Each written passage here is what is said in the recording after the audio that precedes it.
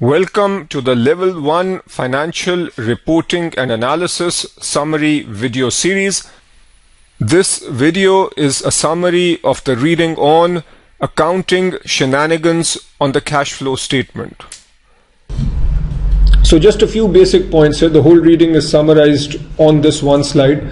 First point is that manipulating the cash flow statement is more difficult than manipulating earnings, but it is still possible. So you can't sit back and relax that the cash flow statement cannot be manipulated. What are the things that can happen? Number one, companies can stretch out payables, which gives a one-off boost to CFO. How can a company do this?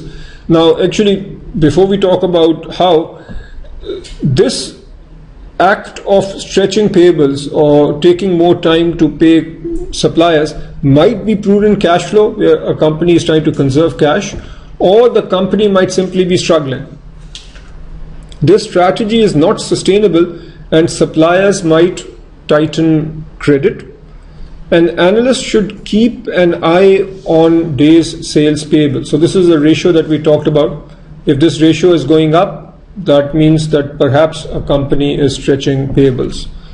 Next is financing of payables. Use bank loans to pay off accounts payable, hence using financing to pay off an operating cash flow, and then the company might pay the bank loan later. So it is manipulating, playing around with cash flow from operations and cash flow from financing.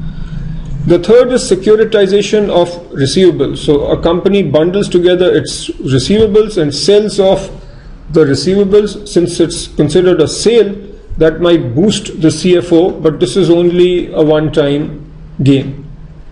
And finally, recognize that companies give senior management stock options. So these, if you think about it, are a form of compensation. So really they should be hitting CFO. But what happens? When these options are exercised, there is a tax deduction which improves the CFO. In other words, when the options are exercised, that's where the company shows the expense. And since that expense is being shown, that reduces the taxes. The reduced taxes make CFO look better. Another dimension is that stock buybacks are categorized as CFF. So we've seen that, right? But what if the stock buyback is because of employees exercising options? If employees exercise options, the company gets money and the company is using that money to buy back shares.